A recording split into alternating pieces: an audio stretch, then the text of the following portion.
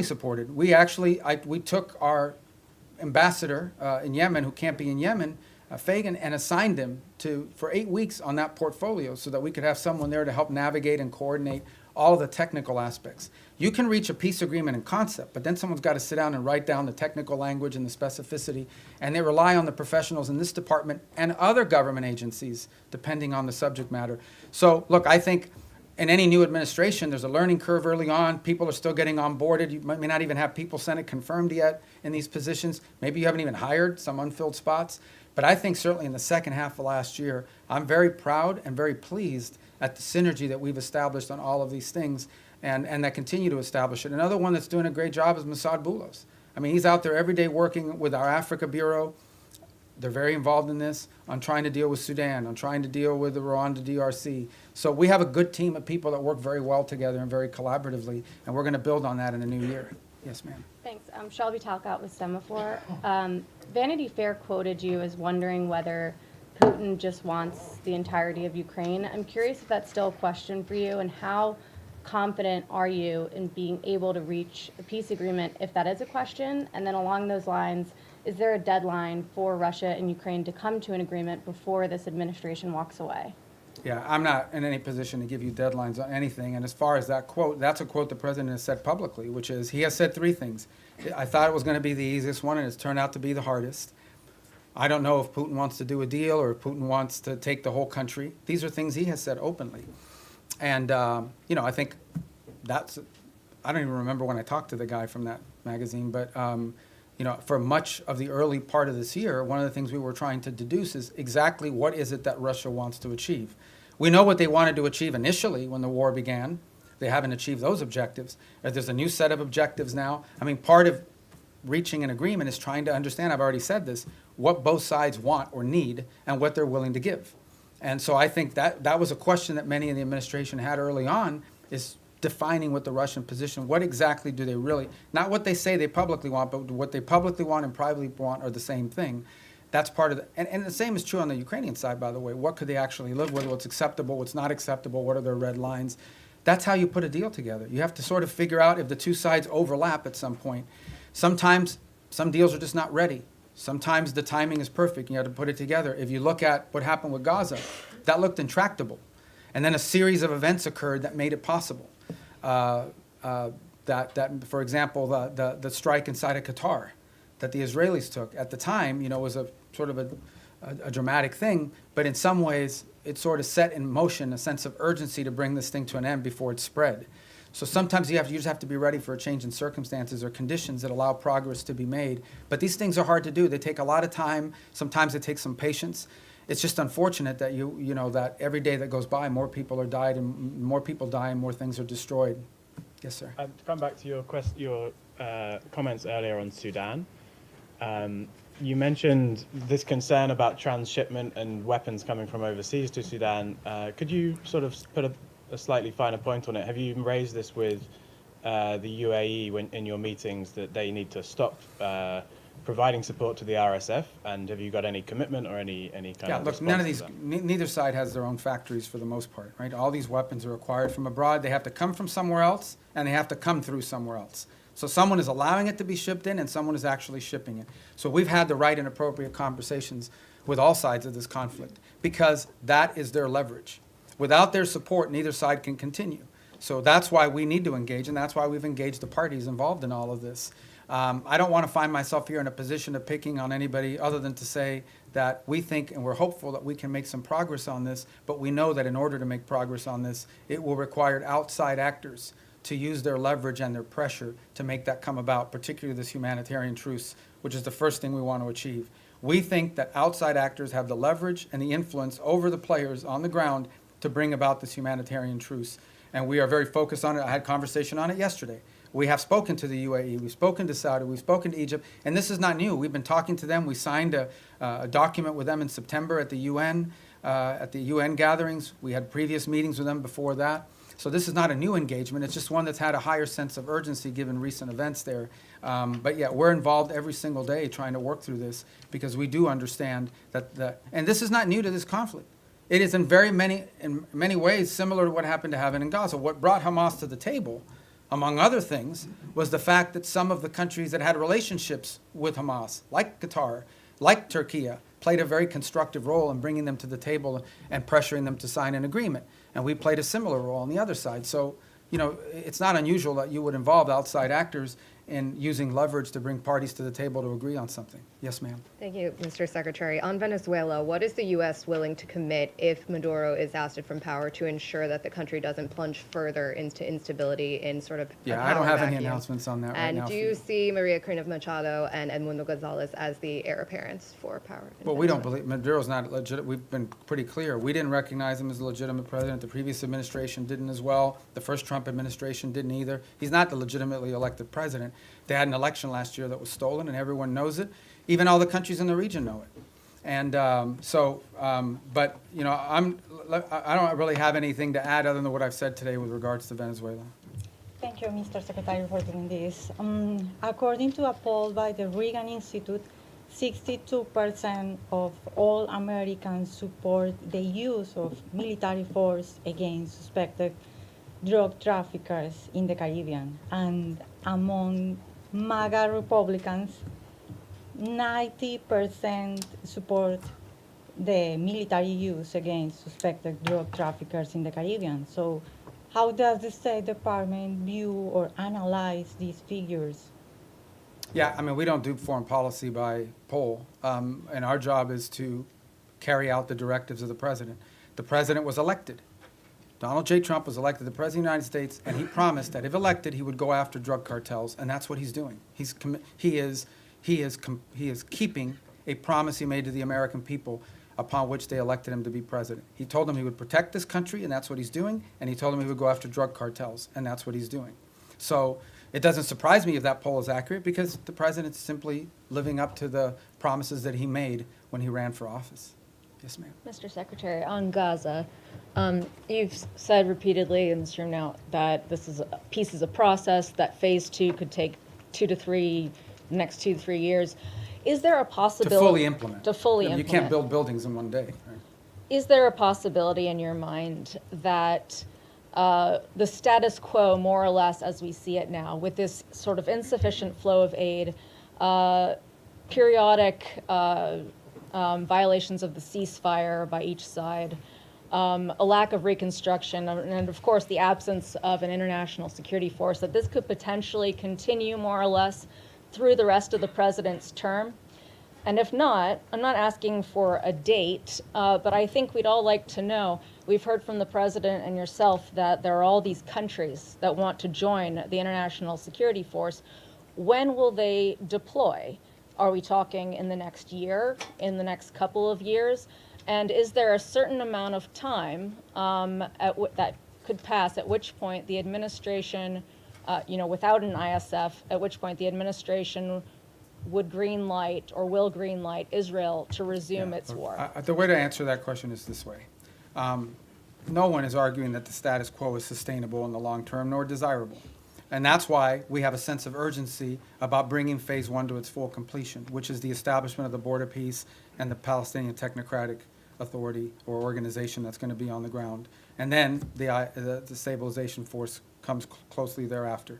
Once we've established that, we have a lot of confidence that we are going to have the donors for the reconstruction effort and for all the humanitarian support in the long-term building of phases 2 and phases 3. We just don't think that we're going to get to phase 2 or phase 3. We don't believe that we can have a successful donor conference, just as a real example, until people know they want to know who's in charge, and they want to know that there's security. Okay, they want to make sure that who's going to pledge billions of dollars to build things that are going to get blown up again because a war starts.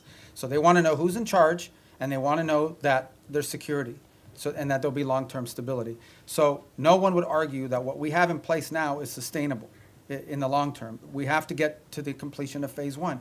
I am confident we will, within the time frame necessary to make it successful. It's just not today, but hopefully very, very soon. We've made real progress. We made progress as late as yesterday in additional names for this Palestinian organization that's going to be the technocratic organization.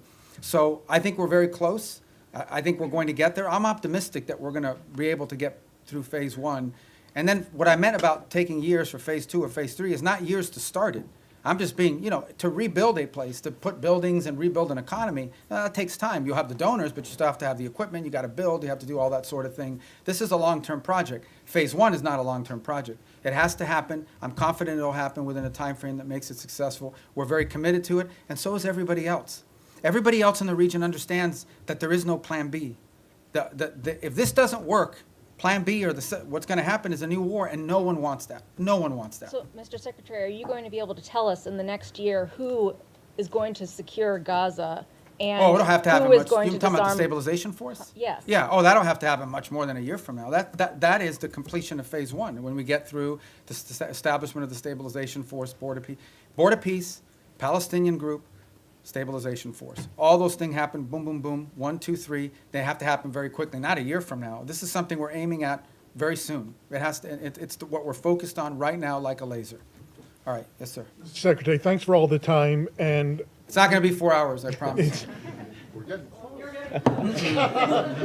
It's an hour and a half. you see the press corps is hungry for engagement here. I hope the State Department will return to regular press briefings soon. You got a great spokesperson's unit over there that's more than capable of handling it. A couple quick questions. The President directed you through executive order to explore sanctions of sectors and chapters of the Muslim Brotherhood. Qatar is ground zero for the Muslim Brotherhood. This administration obviously has a very close relationship with the Qataris. How do you confront the Muslim Brotherhood without confronting the Qataris? That's my first question. Second question is on UNRWA.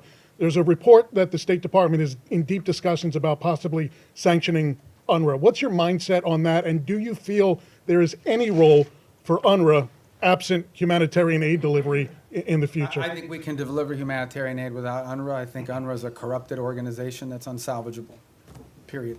And I think our policies reflect that. On the first point that you talked about, I think we'll have some announcements, and not today, early next week, on Muslim Brotherhood. Designating groups there's a series of internal steps, despite what people may or may not perceive. There are things we have to meet, criteria we have to meet, information we have to have, boxes we have to check, legal reviews that have to happen, and that takes time. So, but I think there'll be announcements very soon on that. Probably as early, if not today, early this next week. Do you expect pushback from the Qataris? Well, I'm not going to comment on which segments of the Muslim Brotherhood. As you know, there are different chapters, for lack of a better term, and individuals spread throughout the world. But the president's issued his executive order, and we're working through the execution of it. And we'll get to what we need to get to. A lot of this obviously depends, from a legal review standpoint. You have to have certain information that you can cite in order to justify the designation. So we're working through that.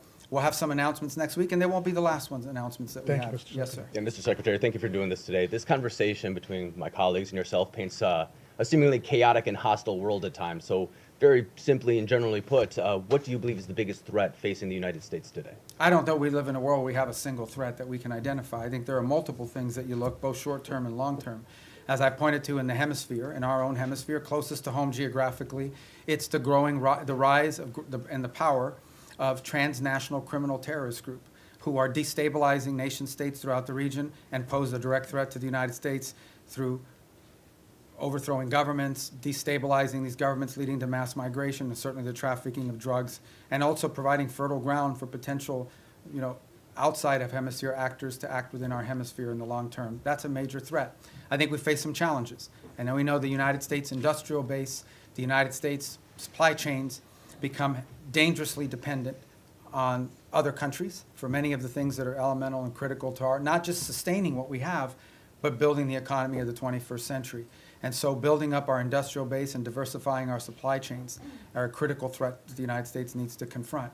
I think related to that, not directly related to the Department of State, but somewhat related to the United States, is building up our defense industrial base as well. One of the challenges that we face, and so does much of the world, in the West, is the ability to build weaponry at a scale and scope necessary, not just to deal with the threats of today, but to innovate and develop those tomorrow. It simply just takes too long to build up defense articles, get them to market in a timely fashion. And not only do we complain about that, but we have allies who want to buy things from us that we just haven't been able to produce fast enough. And so the president's made that a priority to confront. I think beyond that, I think you would argue that in the big picture, long term, we have to understand that the United States has interests in every part of the world that are related to these two threats. In the case of Africa, we see countries that have extraordinary opportunity to develop economically, the youngest population in the world, and the United States wants to have relationships, both commercial and personal, with many of these nations as they emerge in their own right into an era of prosperity. And we want to be there to help assist in that if possible. We want to make sure that American interests are taken into account. Unfortunately, there are many countries around the world that in the past have had to rely on predatory practices of other countries to receive stability, to receive funds necessary to build infrastructure or what have you. We want to make sure that American businesses are at the table offering alternatives, be it in telecommunication, be it in artificial intelligence and technology, be it in basic infrastructure. So there's a lot of things to uncover and unpack, and I think in the long term as well. And I think our national security strategy reflects a lot of this. So I wish we lived in a world where we had one major threat. Many of these are interrelated. Yes, sir. Thank you, Mr. Secretary. I was going to ask my questions in Calibri, but since you do not Wow. communicate that I in that speak Times anymore, New Roman, I so- am. I'm going to ask in Times New Roman instead. Sorry about the Dolphins. That's all right. I know that you don't want to predict anything, but whether you're at these meetings in Miami, obviously not today, but maybe tomorrow, do you think that there's any chance of having some kind of announceable progress before New Year? In other words, are we going to be working on New Year's Eve? We might be, if it's necessary and productive. You know, we're going to work as long as it takes. Okay. And by the way, these are the meetings you know about, but there's talks going on every single day. There was a meeting earlier this week in Berlin. There's phone calls every day. There's phone calls every day, be it with my counterparts that are national security advisors, or my counterparts that are foreign ministers, or what Steve is engaged in, or what Jared's been engaged in, or what even at the diplomatic level, there are days where it's Matt Whitaker, our ambassador to NATO, that's involved in a conversation, or one of our ambassadors, one of the nation states that are relaying back a conversation or involved in one. So there's work happening every day, all the time, probably around the clock. Not just on Ukraine, but on all these other things. Okay. And then So, just but a- these are the meetings you know about, and everybody kind of focuses on them as big events, but there's work happening all the time that lead up to those meetings and follow those meetings. As far as predicting a timeline, look, I'm not going to do that.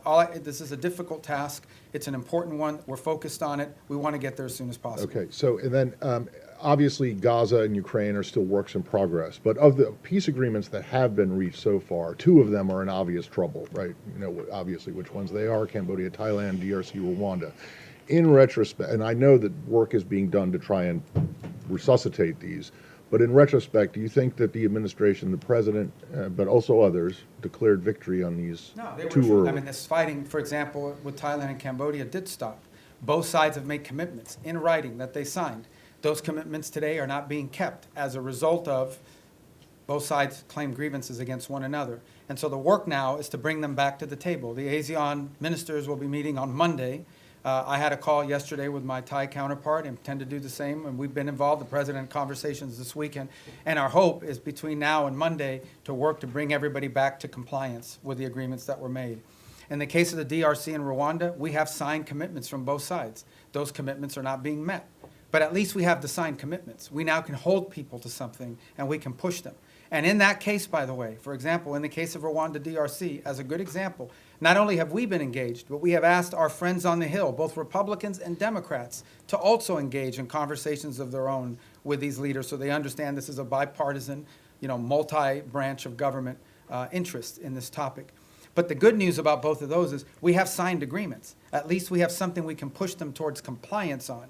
But as I said, in many of these cases with peace, you sign a peace deal, there's compliance, something happens, they fall out of compliance, you got to bring them back, you got to try to push.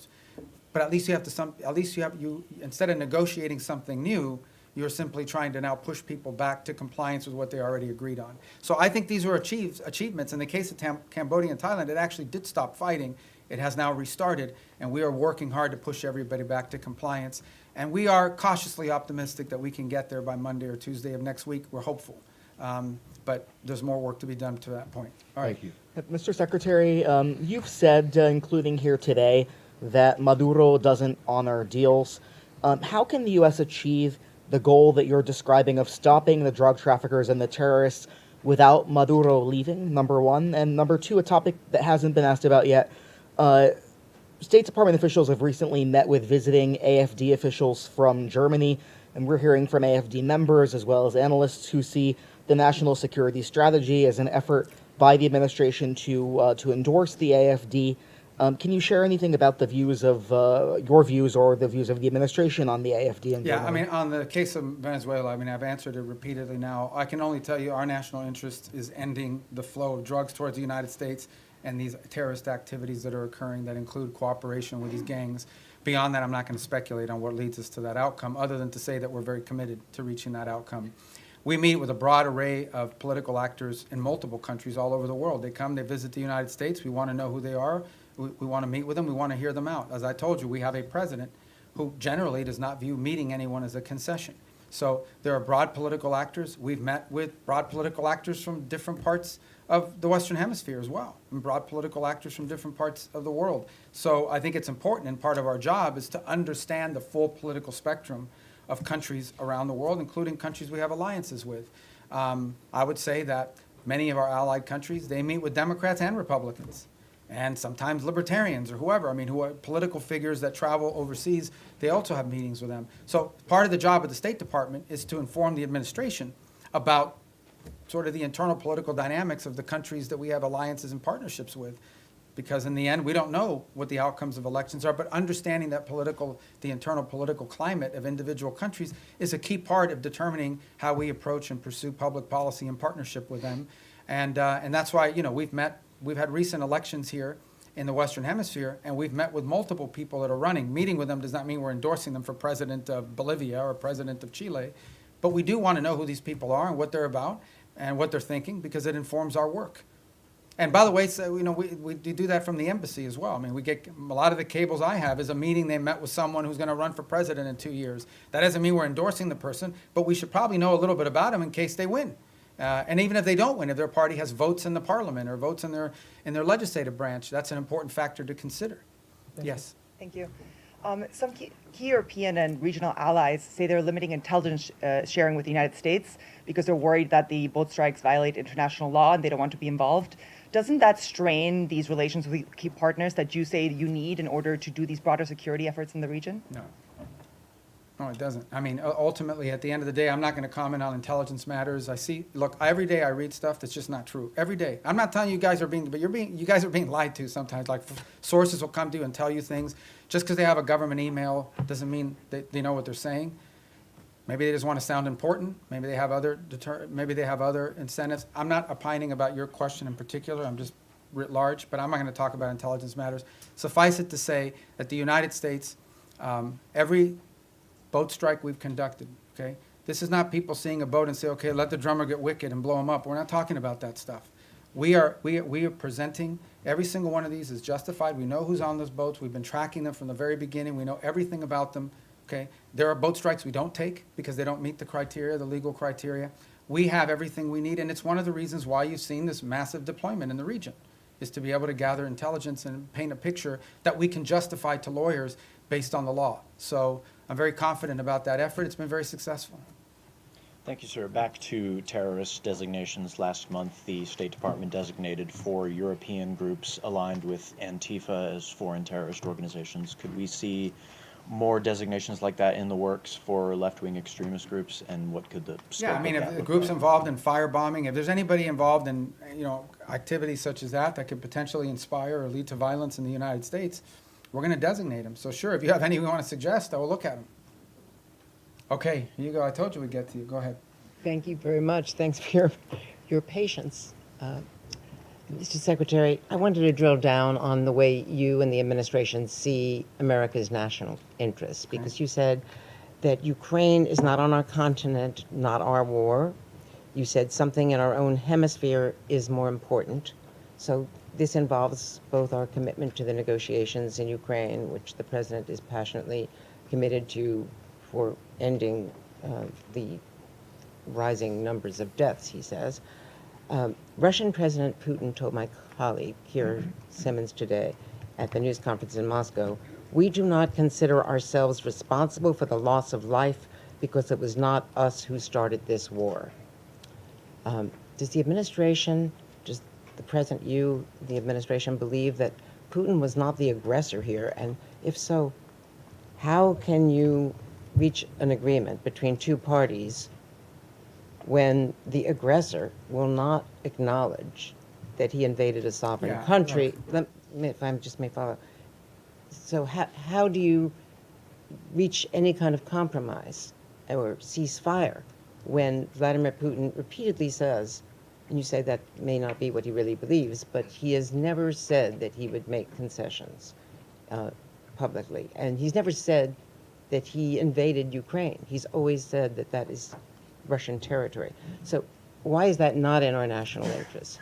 When also in our hemisphere, if it's impossible to eliminate the threat of narco-terrorism as you describe it, with Maduro in charge, you've described the extent beyond narco-terrorism and drug trafficking of his threat. You've described it today as a threat to the region.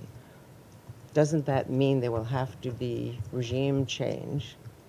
And is it in America's national interest to get involved in regime change in our hemisphere, given what's happened before?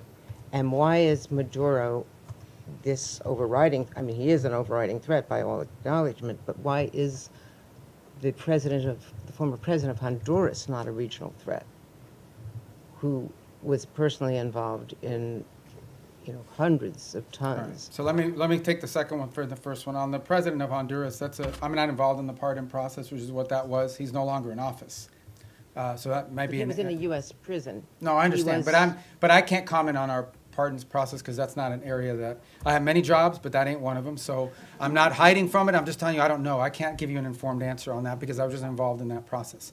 As far as the question of Maduro and his impediment, look, I've just made the observation that it's hard to make a deal with someone. Everybody says, everybody says we should go to negotiation. All I'm observing, I'm just saying all I'm observing is he's never kept any of the deals he's made in the past, which makes it difficult to consider making one in the future. Beyond that, I'm not going to speculate about what might or may not happen. Ultimately, I can tell you what our goals are and what our interests are, and that's how we've defined them. Well, in 2019, didn't he get bailed out by Cuban military, Cuban intelligence, outside forces? And so ultimately, with this blockade, is this partly, yes, Maduro, but partly to get at Cuba and Iran and the recipients of this sanctioned oil? This action on the boats, these are sanctioned, but these are enforcement actions. That's what they are. They are existing sanctions. And therefore, 80% of their oil is shipped through ghost fleets. Okay, so we understand what we're talking about here. We are talking about boats that are basically privateers, okay, that are flying under false flags, that turn off the transponders, that spoof their true location. They are hired to evade sanctions. We are simply enforcing sanctions. Every one of these has a court order attached to it. We go to a judge, the judge issues the warrant, we're executing. These are enforcement actions. The fact that they happen to impact a terrorist regime, is a good thing, but they are enforcement actions, and we are conducting enforcement actions. On the case of Ukraine, no one has said that Ukraine is a zero in terms of our national interests. We have sold them billions of dollars worth of weaponry. We've provided them in previous billions of dollars worth of weaponry. We continue to provide them intelligence support. And we have sanctioned. The president has sanctioned the Russian Federation. He issued oil sanctions. All the oil sanctions everybody wanted him to do, he did them. He did them a month and a half ago. All I'm saying, now you point to all the stuff about, does Putin say this? Does Putin? That's why this issue set is difficult. I'm not claiming anything other than the fact that we understand it's difficult. We understand that you're not going to have a deal unless both sides have to give and both sides have to get. Both sides will have to make concessions if you're going to have a deal. You may not have a deal. We may not have a deal. It's unfortunate. The U.S. should walk away from that if it is not a prime region interest because it's not in our continent. That's not my decision to make. Ultimately, the president will make a determination if and when he feels like further U.S. engagement is no longer productive or serves the national interest. That's a decision the president have to make. I can't speculate about that. All right, yes. Mr. Secretary, a question for you on Venezuela and then quickly on Ukraine. You mentioned Maduro was not the only one indicted by the United States in the Southern District. Does that mean it is U.S. policy that not just Maduro, but his top regime lieutenants, cabinet members, that they all must exit? Yeah, no, I point to the indictment simply as when people say, well, how do we are alleging that he is, and I guess, you can describe it any way you want. I just want to make clear, this is not something we came up with. Right. We're basing it on a federal indictment and a superseding indictment. Cabello's in there. Yeah, a bunch of people are. And so, but what it proves is, and the reason why I raise the indictments is because the indictments are the point of the $50 million reward. And I believe the $25 or $10 million reward for Cabello and for others.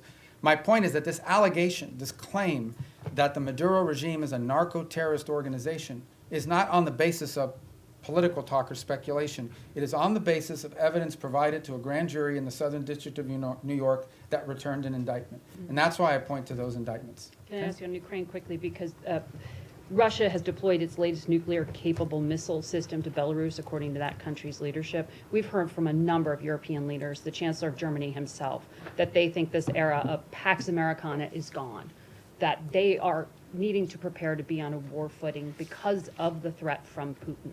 Do you believe, does this administration believe today that Vladimir Putin will end his march on the eastern flank of Ukraine? And do you stand by our European allies against any kind of attack? Look, we have heard the same concerns from our allies in NATO. It's why we are in NATO. It's why we meet with them. It's why we talk to them all the time. I've spoken to Mark Rutte this year probably 40 times, and he's spoken to multiple people in our administration as well, multiple times. He's been here multiple times. He speaks to the president directly. It's why the United States basically is over 50% of NATO, both in troop commitments and in financial commitments as well. It's why we remain in NATO. It's why the president had a very positive visit in NATO.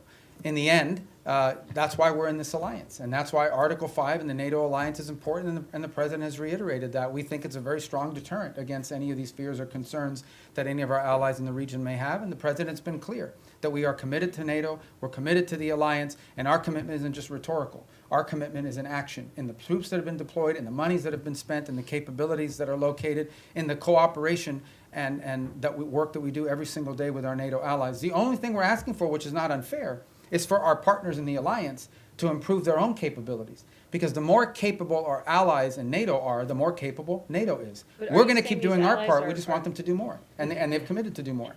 But these allies are saying that they are concerned now. Sure. And that's why we have NATO. So nothing has changed? Pax Americana, what the Chancellor of Oh, I don't Germany know. said? I don't know why he's saying that. You'll have to ask him why he's saying that. The truth of the matter is that NATO is the key defense alliance and agreement that has provided stability on the European continent. We believe it is stronger today than it's ever been because our allies have committed to increase their own defense spending. The more capable our allies are, we've already made our commitment. We've been spending billions and billions and billions. It's the single biggest part of the largest government budget in the world is defense spending in the United States. So we've already done our part, and our part isn't just rhetorical, it's real. We have troops stationed there, we have capabilities there, we have weapons we've provided our partners in the region as well. We believe that if you want a strong NATO, you want your allies in NATO to be stronger. The more capable our allies in NATO are, the stronger NATO is collectively. And that's why we're very pleased to see them make that commitment of 5%, with the exception of Spain. And that's why the president left our NATO gathering earlier this year so enthusiastic about the future of NATO and about our role in it. And in fact, that's why the president's been working with NATO countries on the Pearl program, which is what's providing weaponry to the Ukrainians today. Go ahead. Secretario, gracias por su tiempo y por atendernos. Sé que esta es como la 10ª pregunta de Venezuela, pero quiero quedar claro con varias cosas. Primero, usted puede hacer una referencia al comentario que hizo el presidente Trump apolítico cuando dijo los días de Maduro están contados. ¿Eso se refiere a días, semanas, meses? ¿Esperamos un 2026 sin Nicolás Maduro? Y me gustaría también que se refiriera a la orden de escoltar esos buques petroleros que acaba de dar Maduro a su armada, esos buques sancionados que ustedes están incautando. Algunos de ellos ya fueron escoltados, no estaban en la lista de sancionados, pero ¿qué pasaría si eso fuera con un buque sancionado? Y por último, Maduro le ha pedido al ejército colombiano que se una como un solo ejército en medio de su desespero por responder a este cerco.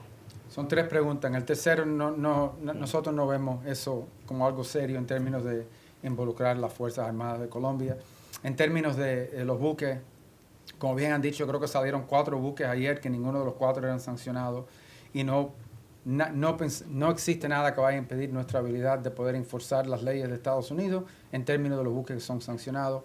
Y en la primera pregunta yo no voy a especular sobre, tendrá que preguntarle a la Casa Blanca el comentario del presidente, simplemente para decirle que sin duda pensamos que el régimen de Maduro es ilegítimo y que su cooperación con estos grupos terroristas en nuestra región, incluso sus propias actividades terroristas, son una amenaza a la seguridad nacional de Estados Unidos. The 3 points that he asked about, one had to do with the Maduro calling on the Colombian armed forces to join ranks with him, and we're not really focused on that rhetoric. We're also not concerned about, there were 4 boats yesterday that were escorted by so-called naval vessels.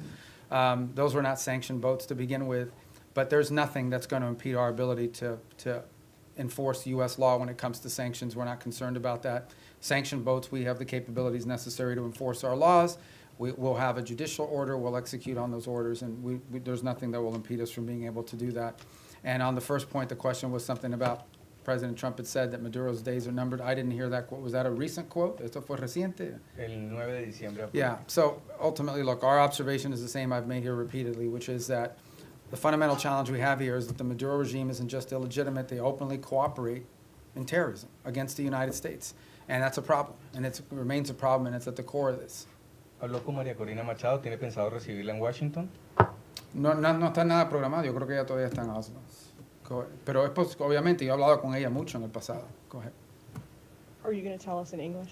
He asked about Maria Corina Machado. I believe she's still in Norway. I'm sure there'll be a meet. She'll come to the U.S. at some point, and I've obviously spoken to her many, many times over the years.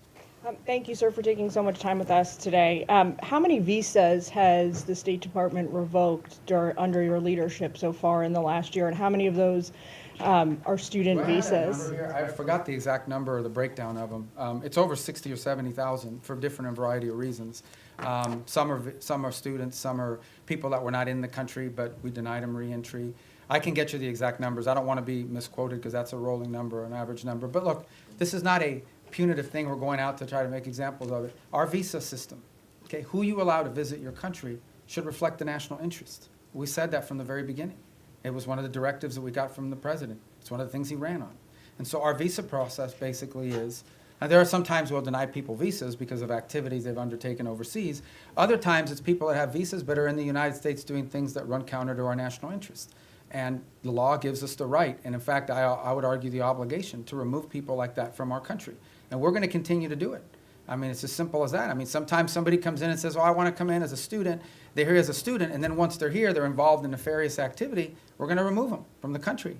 But maybe they're here as a researcher. Maybe they're here as, I don't want to say journalist because you guys will get upset, but you know, it could be anything. You know, these are visitors to the country. A visa is a visitor. It's not a right. By the way, we deny visas every day all over the world. People will go to an embassy, they'll sit for an interview, and the consular officer will deny them a visa because of something that came up in their record, because of something that came up in their interview, whatever it may be. So if you have the power to deny someone a visa before they get one, you most certainly have the power to revoke it once they get one and then do something they shouldn't be doing. So there's a variety of reasons why visas are denied, but all of them are because it implicates our national interest or national security in some way. You began the briefing by talking about your confirmation hearing, and one of the core commitments or goals you set for yourself in that hearing was to rid the State Department of anti-Semitism and what the president calls DEI ideology. When you look back at the last year, have you done that, sir? Have we done what? I'm sorry. Rid the State Department of anti-Semitism and DEI ideology. Well, look, I think there were actions that were being taken that we're very concerned about in terms of statements that were made from some missions around the world or actions that were taken. Ultimately, what the president asked for is a government based on merit, where people were being promoted up because of merit, irrespective of their background, their ethnicity, the color of their skin, the first language they spoke, where they were born. We want to promote people on the basis of merit. We have redone the whole process by which we do promotions in the career foreign service. We've redone it in a way that prioritizes the right things. There were people not being promoted in the State Department because even though they were exemplar foreign officers, their DEI score under the previous administration was too low. There were people that were because they weren't committed enough to the DEI cause. So we have very talented people that did not get promoted in the State Department because they did a great job, but they had a low DEI score. We got rid of that. That's not going to exist anymore. We are going to judge people on how good they are at the job that they do. And by the way, we're also opening to promoting people, not just based on seniority. We have some very talented, and I say junior officers, like 10 years, 15 years is considered junior around here. They're very talented. If we don't promote some of these people, we're going to lose them. Because there's a lot of money to be made in the private sector, and the people want to pursue in life. If people don't see upward mobility where they work, if they don't see the opportunity that by working hard and being successful, I'm going to be able to get ahead, they think they're meeting roadblocks, they may leave and go work for another agency or outside of government. So we want to promote good people on the basis of merit. And I do think we have made changes. In fact, I just today approved a list of foreign service promotions for the president to submit to Congress, and it's on that new basis. So I'm really happy with that program. And look, we'll tinker with it, we'll improve it as time goes on, but we thought it was critically important that people be promoted on the basis of merit and skill, and not on all these other things, and certainly not on a DEI score. Thank you. Thank you, Mr. Secretary. Given that the Brown University and MIT shooter entered the U.S. with a diversity visa and Secretary Noem has since paused the program, is the State Department looking into considering pursuing permanent changes to the green card system, like changes to eligibility rules? Well, I haven't had a chance to talk to her. I know they suspended that program because they want this. And the reason why you suspend this program, and it's not because you argue everybody who came in under that visa is a bad person and is going to shoot a place up. It's because you want to determine whether there's something in the vetting of that program that's insufficient. Is there a systemic problem in how those decisions are made that needs to be addressed? So I think it's wise to suspend a program until you understand whether there's a deficiency in the program. So you just had a guy that came in through a certain route. You suspend the program to figure out whether something that came up in the interview process should have been a red flag but wasn't identified, so you can fix that before you restart the program. So I would imagine that's the process we're going to go through as well. Okay, yes, sir. Thanks, Mr. Secretary. Thanks for all your time here today. An issue I believe is close to your heart, Cuba. Is it the policy of the United States to seek regime change in Havana? And should we see the developments that are going on right now with Venezuela, the U.S. policies, as part of an effort to bring down the communist government? Yeah, and if I may briefly, do you stand by your statement earlier this year that nobody has died from U.S. aid cuts? On your first point, I think it's not just a policy of this administration. I think every administration would love to see a different type of situation in Cuba. Cuba's a disaster. It's a disaster. It's not just because they're Marxists and because they're terrorists. They're incompetent. These are incompetent people, and they've destroyed that country. On the second point, I'm very proud of the changes we've made in foreign aid. Just yesterday, the day before, we are, I think before the end of this year, going to enter into over 50 compacts, health compacts with different countries around the world. Understand the way this used to work. We used to go to a country and say, we're going to give you a bunch of money for your healthcare programs. And then we would go out and hire some NGO in Northern Virginia or whatever. They would take their 60% cut off the top for administrative aid. They would take another 20%. Before you knew it, just a portion of that money was even reaching these countries. In many cases, many of those countries, it is true. I heard somebody whisper that's not true. It is true. In many of these countries, the governments didn't even know how much money was being spent. We are now entering into government-to-government compacts with these governments. And the compacts are the following. Not only are they provided assistance, but they are being provided a plan to build up their own self-sustainment and their own abilities internally. So that in the long term, these countries need less aid because they can now do it for themselves. Some countries may take 5 years, some countries may take longer, but we're very proud of that, and the countries are very excited about that. I'm also very excited about humanitarian aid. It's interesting, you guys didn't pay a lot of attention to this, but this happened. In Jamaica, got hit by this hurricane. And everybody, I saw some articles, this is going to be a disaster, the U.S. humanitarian response is not going to be good. It was excellent. Perhaps one of the best humanitarian responses in recent memory in terms of what we were able to bring very quickly to bear in assistance to them, led by our embassy, but also led by the region. And by the way, it was also very helpful that we had a lot of military assets in the region that were able to assist in that as well. We recently had an event in Sri Lanka. Again, we were able to very quickly provide assistance, the assistance they needed. So it's still a work in progress. We're still building this out. But I think in the big picture and in the long term, when people look back at this, they're going to say that we redid foreign aid in a way that actually delivered aid more effectively and in a way that furthered our national interests, both. And a lot of it driven from the embassy level. The amount of control and power and influence that our ambassadors and our embassies will now have to help shape how foreign aid looks like in those individual countries is much greater today than it was when you had USAID sitting alongside them almost as an independent branch that oftentimes took actions completely divorced, completely separated from our broader foreign policy. Yes, sir.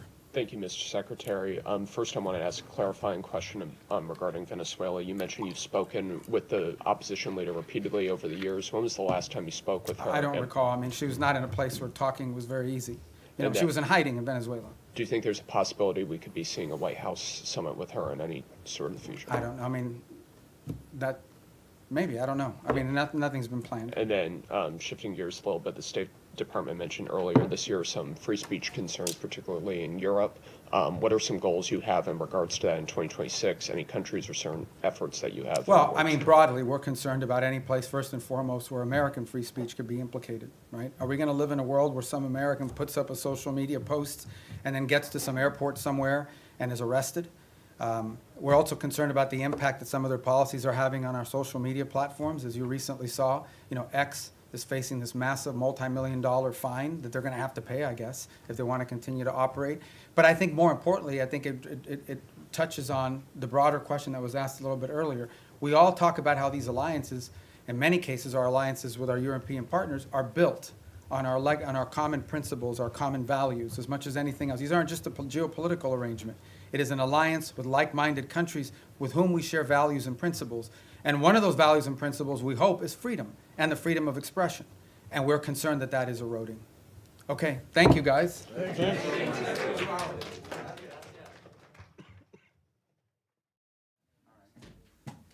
Well, thank you guys for coming today to cover us and to do this event. I wanted to start, I'm going to be very brief because I just want to get to as many questions as I can.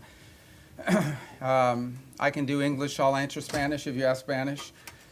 And then I'll answer it in English after I answer it in Spanish. So any other languages, I'll be able to do it. But those two, and then, look, when I took over Secretary of State, I'll refer you back to the hearings we had in the Senate in January about the role I hope to play. And I believe very strongly this president was elected. One of the reasons why he was elected, very specific things, but one of the reasons why President Trump was elected is sort of an understanding among the American people that our foreign policy was in need of a complete recalibration. A recalibration because the world had dramatically changed. Many of the institutions, policies, assumptions that our foreign policy was operating under were built upon a world that no longer existed. And it required us to re-examine that. One of the assumptions that I think we had lost during this period of time, and I don't mean to make this an academic lecture, but I wanted to give you some insight into the broader thinking, as I highlighted at that hearing less than a year, almost a year ago now, is one of the assumptions was the loss of the notion of the national interest in our foreign policy. At the core of foreign policy needs to be the national interest of the United States. Now, that doesn't mean that there aren't issues and things we care about in the world, but at its core, the core principle of the national interest, the core principle behind our foreign policy needs to be our national interests. So you have to, first of all, define what is the national interest, and then you have to apply it. We defined it as we are in favor of foreign policies that make America safer or stronger or more prosperous, hopefully all three, but at least one of those three. And then it requires you to prioritize. Even the richest, most powerful and influential country on earth has limited resources, has limited time. And it has to be able to dedicate those resources and time through a process of prioritization. That includes geographic prioritization. It also includes issue prioritization. And that's what we intend to do here. Then you have to have the mechanisms of foreign policy to deliver on it. In essence, you have to have a Department of State and a National Security Council and all the elements of U.S. foreign policy influence and power to deliver, to identify and then deliver on those priorities. And that's what we've attempted to do here, and I think we're well on our way to doing it. There's more work to be done. There's things we will improve upon. But generally speaking, it was the genesis behind the reorganization of the department, oftentimes applying reforms that secretaries of states of both parties, appointed by presidents of both parties, have long sought to do. And we're very proud of that going into effect and continuing to work forward. I think we generally avoided, massive disruptions to our operation, although any transition involves some disruption. But we're very happy with the way we empowered our regional bureaus, meaning our embassies and the folks at the desks here behind the regions have become more empowered and having influence over every element of our foreign policy, particularly how it's applied tactically. At the same time, one of the things we looked at is foreign aid. Foreign aid is not a separate activity of the United States government. It is an element and a tool of our foreign policy, and it should be used for the purpose of furthering the national interest. That doesn't mean we don't care about human rights. That doesn't mean we don't care about starvation. That doesn't mean we don't care about hunger. That doesn't mean we don't care about humanitarian need. What it does mean, however, is that even foreign aid, which is not charity, it is an act of the U.S. taxpayer. Now, American charities are free to give their money to whoever they want, as long as it's not a sanctioned entity. But the United States and the taxpayer money should be spent in furtherance of our foreign policy, should be spent in places and on things that further our foreign policy. And even that is not unlimited. We have a limited amount of money that we can dedicate to foreign aid and humanitarian assistance. And that has to be applied in a way that furthers our national interests, and that's what we have sought to do as well. And in that endeavor as well, we have empowered the regional bureaus and our embassies to play a dramatic role. In fact, they are not just the implementers of this. They, in many cases, are the ones that are suggesting and are leading the response. And so bringing the tools of foreign aid underneath the umbrella of our broader foreign policy has been an important and dramatic reform. Even in the midst of all that, we remain engaged around the world, including in conflicts that perhaps are not central to everyday life in America, but the president has made it a priority to be a peacemaker. And so you've seen us engaged, whether it's Russia, Ukraine, or India and Pakistan, or Thailand and Cambodia, which is an ongoing challenge, or the tragedy we see now in Sudan, or the potential for further strife in South Sudan and that falling apart. I mean, no matter Armenia and Azerbaijan, we are always looking for opportunities, if possible, to play the role of a mediator that brings about the avoidance of war or the ending of conflicts. And obviously, in many of these cases, you can get people to the table and agree, and then there's the implementation process. And so we've made progress in many of these, particularly in getting them to agree to certain conditions. Obviously, it's ongoing work to make sure that those are implemented and applied. And some of these, conflicts have deep roots that go back many, many years. But we are prepared to be engaged and helpful in ways that perhaps other nations can't. We've been viewed as indispensable in that regard, and it's a role the president takes great pride in the promotion of peace around the world, and something he deserves a lot of credit for. He is personally engaged in all of this. Obviously, the big one was the situation with Gaza, which again is ongoing. There is now a ceasefire. There's that war is no longer going on at the scale and scope and all the other things that were going on before. But obviously, there's more work to remain. We are still through the process of trying to implement phase 1 and lead to phase 2 and phase 3. That is a long-term project, some of which will extend beyond the 4 years of this administration, but I thought was a very important achievement as well. So we have a lot to be proud about. I know you probably have some specific questions, and we can get to those, but I wanted to let that, lay that out as the preface and predicate for everything we're going to do today. So I'm going to start. How do I start? I'm going to start from the back row forward, and then I'll just juggle in between. I'll be here pretty long, so we'll get to everybody. Don't get desperate. Don't get wild. All right, I'll start with this gentleman with the white hair in the back. Yes, sir. Ask you about Gaza. U.S. wants Pakistan troops to be in Gaza. Has U.S. got a consent from Pakistan that they will be sending their troops in Gaza for peace building and peacemaking? Yeah. Well, look, in fairness to all the countries we've talked to about being and having a presence on the ground, I think they want to know specifically, what the specific mandate, what the funding mechanism looks like. So we're very grateful to Pakistan for their offer to be a part of it, or at least their offer to consider being a part of it. I think we owe them a few more answers before we can ask anybody to firmly commit. But I feel very confident that we have a number of nation states acceptable to all sides in this who are willing to step forward and be a part of that stabilization force. And certainly, Pakistan is key if they agree to do so. But I think we owe them a few more answers before we get there. We're trying to make a lot of progress here with I think the next step here is announcing the Board of Peace, announcing the Palestinian Technocratic Group that will help provide daily governance. And then once that's in place, I think that will allow us to firm up the stabilization force, including how it's going to be paid for, what the rules of engagement are, what their role will be in demilitarization and so forth. Thank you. Next to you in the back. Mr. Secretary, thanks so much for doing this. I want to start with Russia, Ukraine. You mentioned that easy stuff. Yeah. You mentioned your efforts. There are talks going on right now, starting today and this weekend in Miami. What are your expectations from those talks? And the president yesterday made it clear that he expects Ukraine to basically step up before Russia walks away.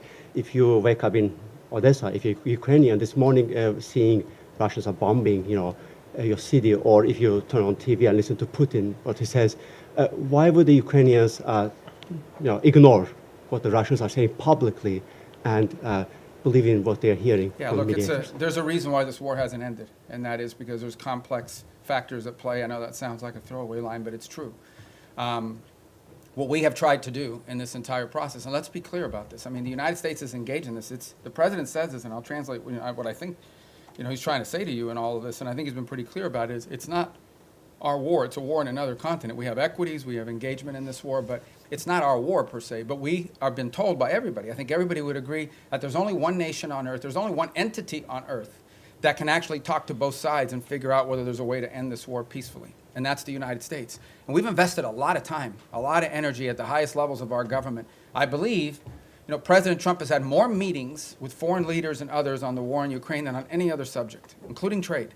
He's invested a lot of time. Steve and Jared have invested time. I've invested time. The vice president, the Secretary of War, others, Secretary of Treasury, and more have invested a tremendous amount of time and energy in this. And what we're trying to figure out here is what can Ukraine live with and what can Russia live with? Sort of identify what both sides' positions are and see if we can sort of drive them towards each other to some agreement. Wars end generally in one of two ways.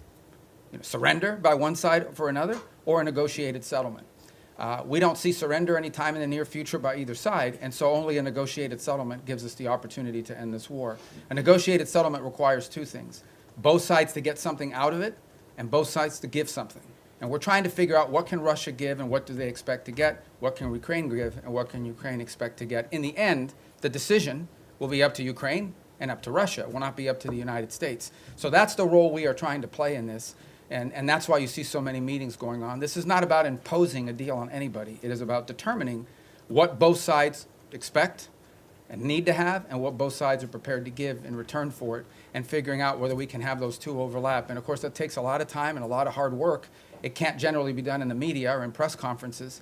I think we've made progress, but we have ways to go. And obviously, the hardest issues are always the last issues. Yes. All right, I'm going to go to the next row. That gentleman right there with the glasses. Well, right behind you, because you're not the next row. That's the next row, right there. Yes. Thank you. I'd like to ask how you Oh, I'm view. sorry. I didn't. See, okay. Oh. Well, go ahead. You can start. I thought I hadn't seen you. I'd seen it, but you can go because you're first on that row. So. Okay, great. Thank you so As much. a well-oiled machine, ladies and gentlemen. So go ahead. I'm sorry, man. Thanks. I'd like to ask how you view recent escalation of tensions between Japan and China. You've been known for your tough rhetoric towards China over the years. Do you condemn China's recent provocative actions against Japan?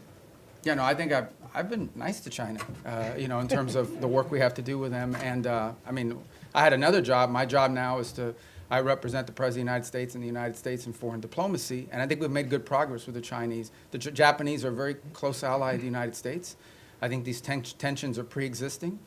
We understand that's one of the dynamics that has to be balanced in that region. And I believe that we feel very strongly that we can continue with our strong, firm partnership and alliance with Japan and do so in a way that continues to allow us to find productive ways to work together with the Chinese Communist Party and the Chinese government. Look, there'll be tensions, there's no doubt about it. I mean, at the end of the day, China is and it will continue to be a rich and powerful country and a factor in geopolitics. We have to have relations with them, we have to deal with them, we have to find the things we are able to work together on, and I think both sides are mature enough to recognize that there will be points of tension now and for the foreseeable future.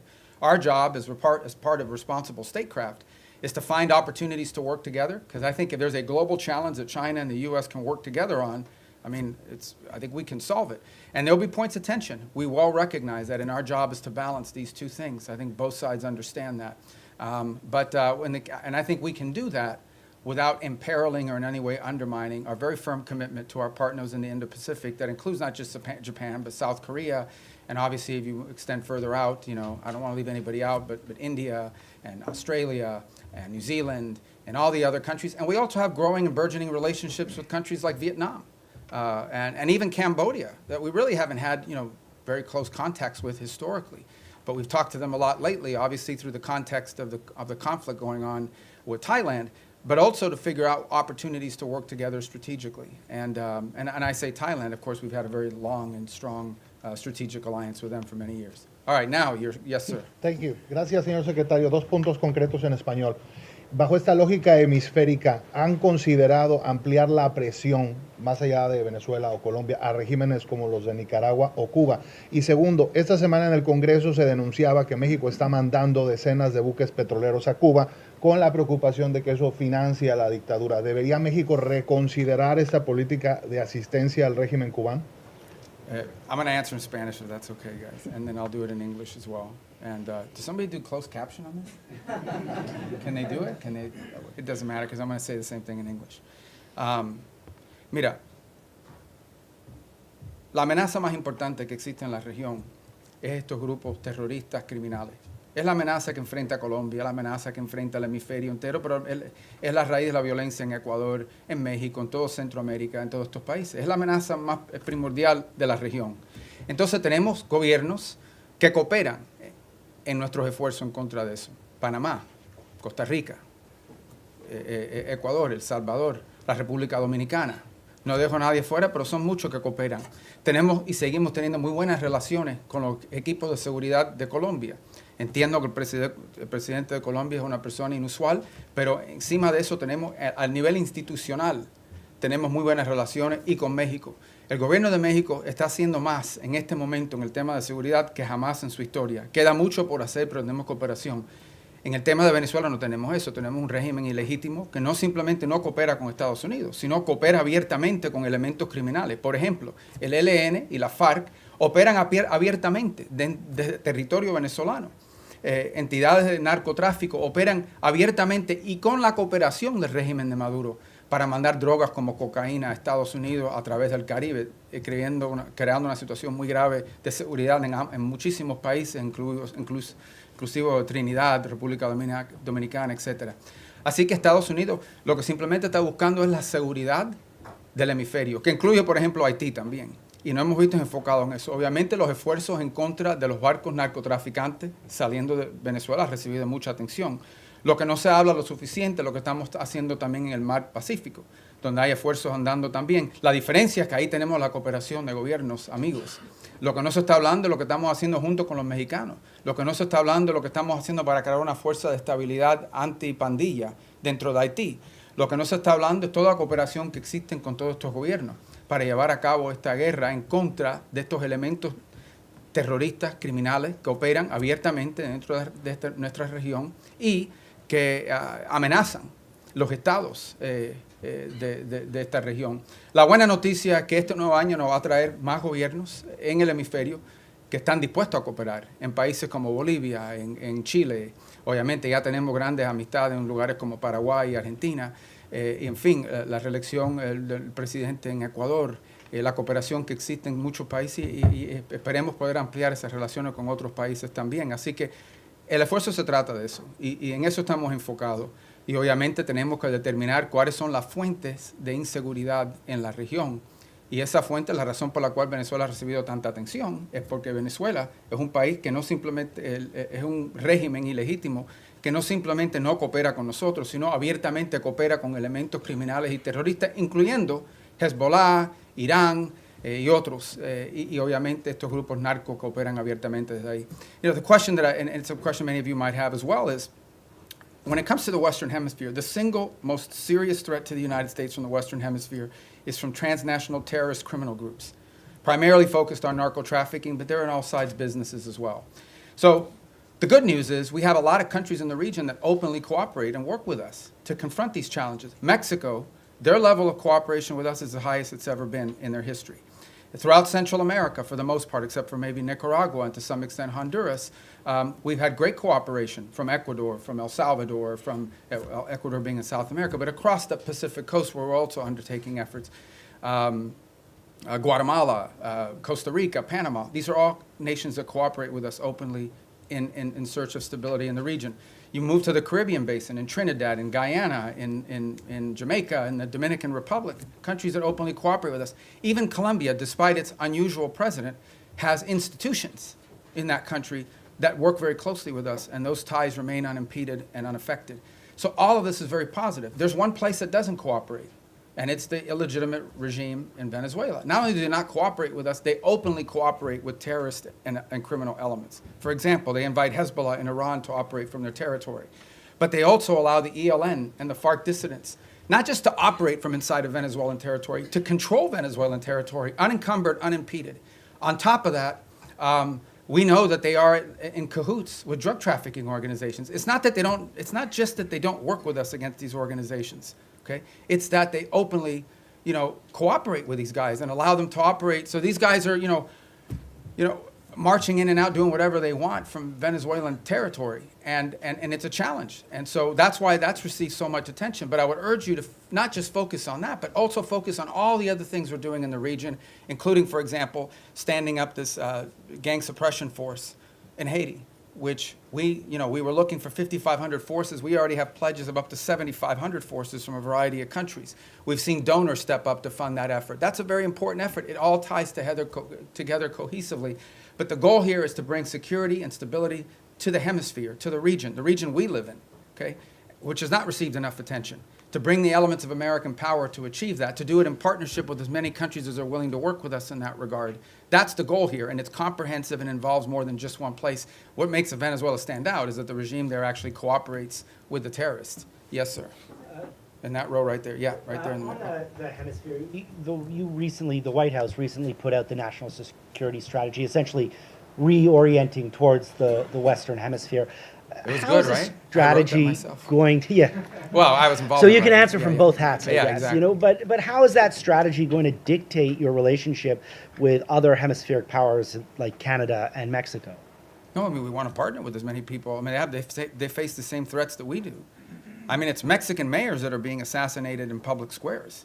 It's Mexican journalists that are being assassinated. It's parts of Mexico and institutions in Mexico that in some cases are compromised, usually through threat by these elements. They recognize it, which is why they're partnering with us. Of course we want to work with other governments in the region to confront this challenge, and in most cases we have cooperative places. Now, we don't have that from Nicaragua or Cuba, but obviously didn't have it historically from Bolivia. We hope and expect that that will change. And we certainly don't have that from the regime in Venezuela, who actually don't just not cooperate with us, they openly cooperate with narco-trafficking elements that use Venezuela as a transshipment point. Yes, ma'am. Yes, thank you, Mr. Secretary. Today you had the second round of direct negotiations between Lebanon and Israel. Do you foresee a potential deal between these two countries without another round of war? And the second question, if I may, on Sudan. We know, Mr. Secretary, it's a civil war, but also there's a regional factor here. Where the U.S. A regional what, I'm sorry? Factor Okay, in this yes. war. Where the U.S. stands here, and what's a red line for you? Is a divided Sudan is a red line for the U.S.? Yeah, let's separate the two because they're both easy questions, right? So the first one is we're hopeful. Look, at the end of the day, the goal everybody shares is a strong Lebanese government that controls the country, and Hezbollah is disarmed. They're no longer an armed element that can threaten Israel's security. That's the goal here. And we have tried to, in a cooperative way, to do everything we can to empower the Lebanese government to have the ability to do that. And so I hope that's what these talks are aimed towards, and we'll be supportive in every way we can to achieve that outcome. What I think is abundantly clear to everybody is no one is in favor of a Hezbollah that can once again threaten the region, act as a direct Iranian proxy, and obviously if they threaten Israel, we're not going to have peace. So we are hopeful that the talks between Lebanese authorities and the Israelis will create outlines and a way forward that prevents further conflict. I think I don't speak for the Israeli government. I can only tell you and echo what they've said publicly, and that is that if they feel threatened by Hezbollah, they will take actions in their defense against them. So we all would hope that we could avoid that, right? We would all hope that in order to have peace, you have to avoid that, and the best way to avoid it is to have a strong Lebanese government that can actually control the country, and that Hezbollah is no longer an armed threat to Israel or to the Lebanese state. And that's what we're committed to hoping to achieve. And we hope that, I can't speculate on what the talks will lead to, but we'll do everything we can to make them productive. On Sudan, you've rightfully outlined, I mean, there are regional elements to this. I mean, there are clearly both sides, you know, the SAF and the RSF have supporters from outside of Sudan's borders that are involved, and we've been engaging with those countries. It's not just countries that are providing them weaponry and equipment, it's also countries that are providing transshipment, particularly to the RSF to receive weapons, in some cases advanced weaponry. Our goal right now in the short term, and what we've emphasized to everybody, including in my calls with leaders in the UAE, leaders in Saudi Arabia, we're very engaged in that. Our special envoy, Massad Boulos, just returned from the region, meeting with the Egyptians, with the Saudis, with the UAE, and others. We've also been in collaboration with the UK on some of this. Our goal, the immediate goal we have, is a cessation of hostilities, okay, a humanitarian truce going into the new year that allows humanitarian organizations to be able to deliver aid to the people in great distress. Right now, that's not possible. We are hearing and continue to see reports of humanitarian convoys actually being struck on their way in. And so you can just imagine what's amazing to us is these convoys are struck and the rest of the convoy continues. That's how committed these groups are. But what we said to everybody on it is that what's happening there is horrifying. It's atrocious. That one day the story of what's actually happened there is going to be known and everyone involved is going to look bad. And we have played the role we have played is a convening role in bringing the parties to the table. So I think we will know more very soon about whether this is possible. One of the challenges and frustrations in Sudan has been that one side or the other will commit to certain things, and then they won't live up to those commitments. They'll agree to anything and implement nothing. And oftentimes what happens is when one side feels like they're making advances in the battlefield, they don't necessarily see the need to concede at that point because they believe they're on the verge of achieving some success on the ground, and a truce would set them back. But what we've emphasized is none of these groups can operate without the support they're receiving externally. So we have been engaging with the countries involved from the outside to ensure that they are at the table and that they are pushing for the same outcome that we want, which is phase one, a humanitarian truce that at a minimum allows us to deal with the humanitarian calamity that occurs there. And obviously we hope that while that truce is ongoing, we can focus on the other elements that led to this conflict and help to resolve some of those. But our number one priority we're focused on, 99% of our focus is this humanitarian truce and achieving that as soon as possible. And we think that the new year and the upcoming holidays are a great opportunity for both sides to agree to that. And we're really pushing very hard on that regard. Yes, sir. Right there, because I missed Secretario you. Rubio, en español, Sí. si me permite. El presidente Trump ha llamado al presidente Gustavo Petro drug leader y ha usado, digamos, términos Bueno, él también ha dicho cosas a nosotros. Totalmente, Okay, totalmente. Claro, ok.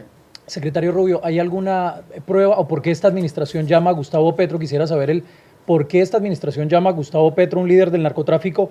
Y por último, secretario, si usted considera eventualmente ante la invitación que hace Gustavo Petro ahora al presidente Trump o a usted ir a Colombia y conversar con Gustavo Petro. No, nosotros conversamos con cualquiera.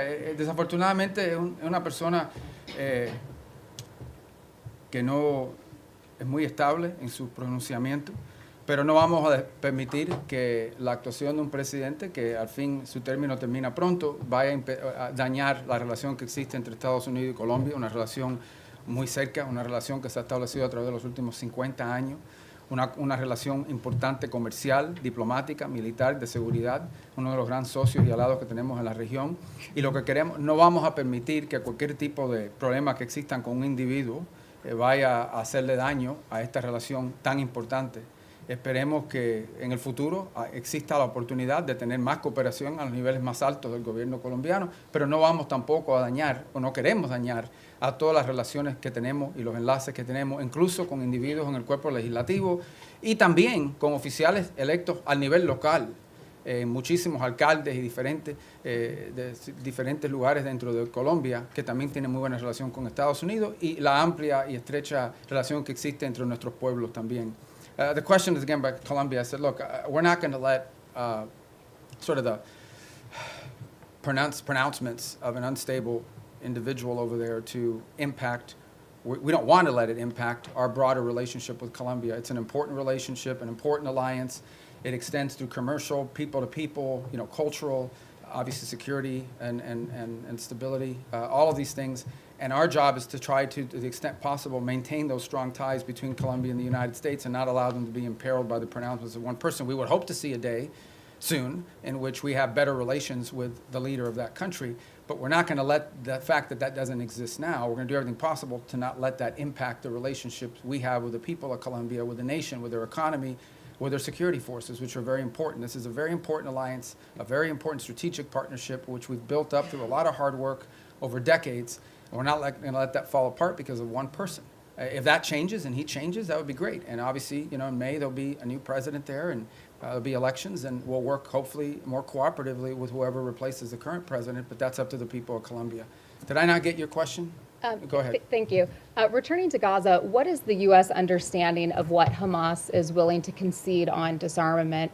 Reports suggest that Hamas might hand over its heavy weapons but retain its smaller arms. Is the U.S. prepared to accept partial disarmament as sufficient? Yeah, I'm not going to get into the details of those types of negotiations. Let me just couch it to you this way. Everyone wants peace. No one wants a return to a war. If Hamas is ever in a position in the future that they can threaten or attack Israel, you're not going to have peace. Okay? You're not going to convince anyone to invest money in Gaza if they believe another war is going to happen in 2 to 3 years. So I would just ask everyone to focus on what are the kind of weaponries and capabilities that Hamas would need in order to threaten or attack Israel as a baseline for what disarmament needs to look like. Because you're not going to have peace. If 2 years from now Hamas is launching rockets or killing Israelis or carrying out, God forbid, another 7th of October type terrorist attack and so forth, you're not going to have peace. So who's going to invest in a peace Who's going to invest in rebuilding a place that's going to get destroyed again in a future war? So that's why disarmament is so critical. Now, what that entails, we're going to leave that to the technical teams to work on. It would have to be something, obviously, that they're willing to agree to, that our partners can push them and pressure them to agree to. It also has to be something that Israel agrees to. In order for that to work, both sides have to agree on it, and we need the space to do it. But that's the way to think about it, okay? You cannot have a Hamas that can threaten Israel in the future. If they can, you won't have peace. So that's the goal. All right. Who's left in that row? Right there with the mustache. Or the... Does the U.S. have the goal of removing Maduro from power? Do you expect any regime change this 2026? I would appreciate if you could answer both in English and in Spanish. In Spanish. Yeah. It sounds so much better in Spanish when I answer that question. No, Okay. but for my So colleagues, I'll yeah. start in English. Look, our goal is regional stability and security and the national interest of the United States. The national interest of the United States, specifically when it comes to Venezuela, is as follows. We have a regime that's illegitimate, that cooperates with Iran, that cooperates with Hezbollah, that cooperates with narco-trafficking and narco-terrorist organizations, inclusive, not just protecting their shipments and allowing them to operate with impunity, but also allows some of them to control territory, the ELN and the FARC-D. Okay? The ELN and the FARC dissidents operate openly. They have like open camps that they control territory inside of Venezuela. That is our national interest, and that is what this is focused on. And that's what the president's been focused on. And that's what we're conducting. And that's what we have been focused on the entire time, because that is the threat to the national interest of the United States. Now, do we consider Maduro legitimate? No. And by the way, guys, when I say these things about Maduro and his role in narco-trafficking, it's not, I hear his reports, Marco Rubio says it, it's not me. A grand jury in New York, in the Southern District of New York, okay, a grand jury in the Southern District of New York was presented evidence and came back with an indictment, not just against Maduro, by the way, but against a bunch of people in his government for narco-trafficking. A bunch. He had, his nephews or the nephews of his wife indicted, convicted in the United States for narco-trafficking. Like this was, until President Trump started doing something about these narco-trafficking links, nobody disputed that Maduro and his regime was in cahoots with narco-traffickers. Not to mention the fact that they unleashed Trinidad gangs on the United States. They've unleashed, a mass migration event, perhaps the largest in history. 8 million people have left Venezuela since 2014. So also destabilizing all the countries in the region who have had to assume people that are fleeing this illegitimate regime. So, but nobody disputed the drug links. So that's what the president's been focused on, and that's the problem. And that's the problem in Venezuela. En el caso de Venezuela es muy simple. Es un régimen ilegítimo que coopera abiertamente con Irán, con Hezbollah y con grupos narcotraficantes. Incluso la ELN y la FARC que operan abiertamente dentro del territorio venezolano encima de los demás. Entonces, la amenaza que enfrenta los Estados Unidos es eso, que tenemos un régimen ilegítimo que coopera abiertamente con elementos terroristas, y por eso consideramos el régimen de Maduro un régimen terrorista, cooperan abiertamente con elementos terroristas que amenazan la seguridad de Estados Unidos. Punto. Ese es nuestro interés y en eso estamos enfocados. Okay, next row right there, you. Yeah. With all due respect for my colleagues, I'm going to ask this one in Spanish. Okay. Señor secretario, usted acaba de decir que no espera o que no es la intención de Estados Unidos que las diferencias con el presidente Gustavo Petro generen afectaciones para la relación con Colombia. Pero la verdad es que sí las han generado. Colombia fue desertificada, el presidente Donald Trump ordenó suspensión de recursos de cooperación para nuestro país y ya se están viendo consecuencias en materia de seguridad en Colombia. Nada más anoche asesinaron a 6 soldados colombianos, el ELN, con un atentado terrorista. Y la gran pregunta en Colombia hoy es ¿qué va a pasar el próximo año si Colombia elige un presidente de izquierda? Si las relaciones de Estados Unidos, las buenas relaciones con Colombia y el respaldo de Estados Unidos va a depender de que el pueblo colombiano elija un presidente que sea visto con buenos ojos por parte de esta administración. No, pero que esto no se trata de izquierda ni derecha. Esto se trata de una persona que simplemente no coopera con nosotros en estos esfuerzos. De eso se trata. Al final del día, el pueblo colombiano va a escoger el próximo presidente. Es una democracia, tienen elecciones, esperemos que se cumplan todos los requisitos. Sí, tienen una larga historia de cumplir los requisitos democráticos. Aquí no estamos diciendo que Petro no fue electo democráticamente, aquí nadie dice que no fue así. Pero en fin, esto no se trata de izquierda ni derecha, se trata de tener en poder un presidente que coopera con nosotros. Obviamente, sin duda, la postura que era tomada en contra de Estados Unidos ha afectado a nuestra relación, no hay duda de eso ninguna. Estamos tratando de limitar eso lo más posible, pero también tenemos intereses que tenemos que proteger. Y tampoco podemos pretender, cuando tienes un presidente diciéndole a los elementos de seguridad que no cooperen con Estados Unidos, eso no lo podemos ignorar. Pero por otra parte entendemos que tenemos dentro del sistema colombiano, incluso al nivel legislativo, en el Congreso, en el Senado, también alcaldes y otros líderes políticos de ese país que sí quieren buenas relaciones con Estados Unidos, y incluso líderes que no son de derecha, que son de izquierda, pero que entienden la importancia de esa relación. Pero esto no se trata de ni izquierda ni derecha, se trata que si va a cooperar con Estados Unidos o no. Tenemos una larga historial de cooperar con Colombia, que fue un ejemplo y un modelo para la región, y ahora tenemos algo un poco menos, que es lamentable. Ojalá que eso cambie. The question was about whether the U.S. relations to Colombia is dependent on whether they elect a leader that's center-right or center-left. It has nothing to do with left or right. It has to do very simply with whether or not we have a leader there that we can work with. The U.S.-Colombian relationship, especially our security relationship, but also our economic one with the free trade agreement, is a model. It was a model for the region. We tried to replicate that. Everybody would use Plan Colombia as an example of what you need to do in these other places. And we want to continue that. Now, no doubt, when you have the president of a country saying some of the things and ordering some of the things that he's ordered, it's going to have an impact on some of that relationship. Our job is to try to preserve and protect as much of that relationship as possible, but it will be impacted.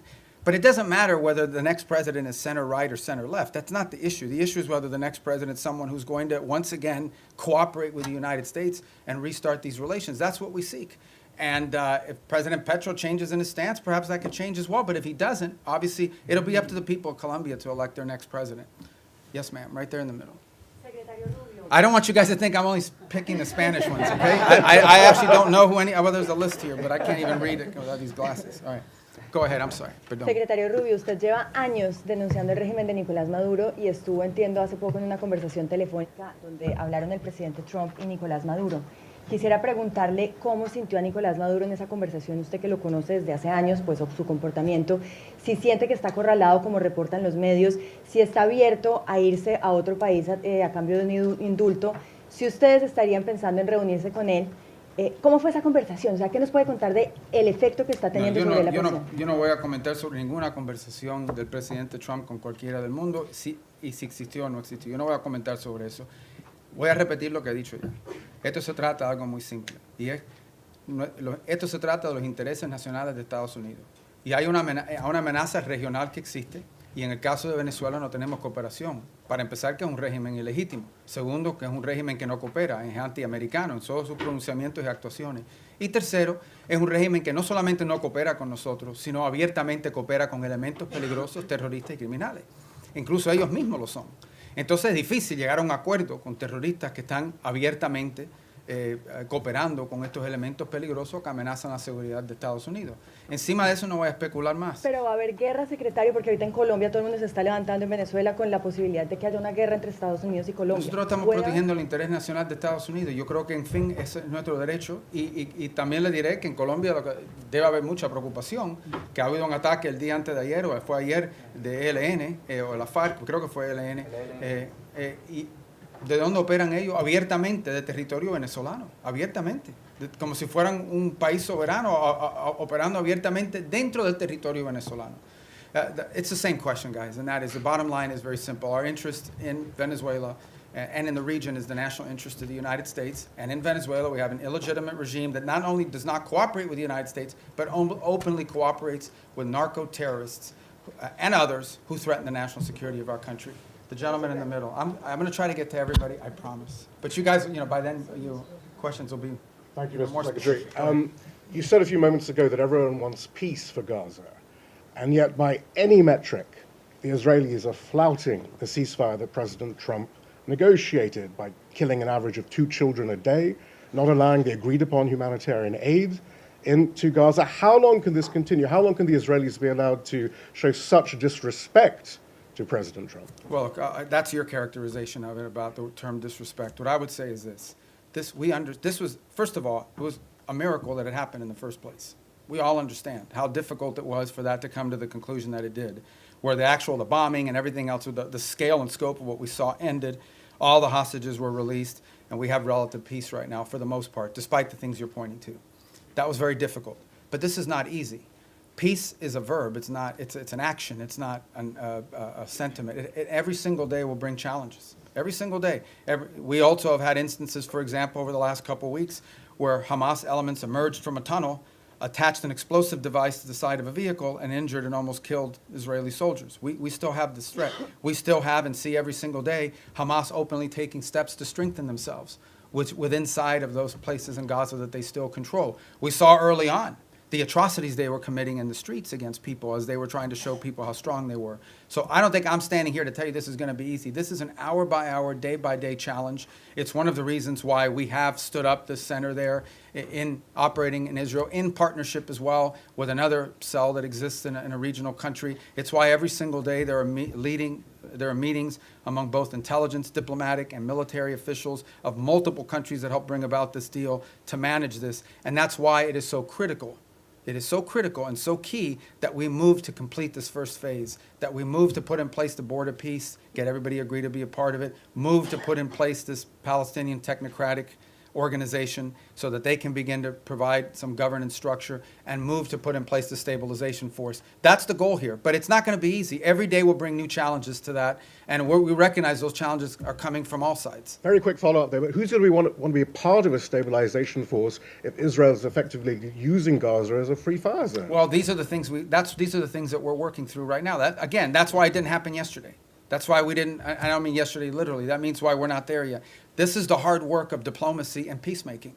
Peacemaking isn't just signing a piece of paper, it's actually complying with it. And compliance oftentimes requires, in many cases, in most cases, requires daily, constant follow-up and nurturing. So that is why we are in such a hurry, and I say as a priority, to get to this point where we have the stabilization force in place, overseen by the Board of Peace, and ultimately a Palestinian technocratic entity that can increase in its capability to provide governance. The stronger they are, the weaker Hamas will be in terms of threatening Israel. And I think the more security Israel should feel and the less need for some of these things to happen. But no one's claiming this is going to be easy. We have to work on this every single day. We have people in this building and deployed abroad. This is all they do. 24 hours a day, day after day, elements of the State Department, the Department of War, and all other agencies, including Jared and Steve, and even myself, who talk or do something about. There isn't a day in the last, since this was signed 2 months ago, that I haven't had to do something with regards to making progress on the phases of this ceasefire. Yes, ma'am. Right next. Thank you, Mr. I'm sorry. Secretary. I'm going to get to you guys. I'm coming. See him going down the rows like this. Thank you. So right behind you, 'cause I'm still in that row. Thank you, Mr. Secretary, and thank you for having the Has briefing. anyone ever done this where they go like all the rows? No. You're going to look so good to your editors. You know? All right, go ahead. Caroline Lumetta with World News Group.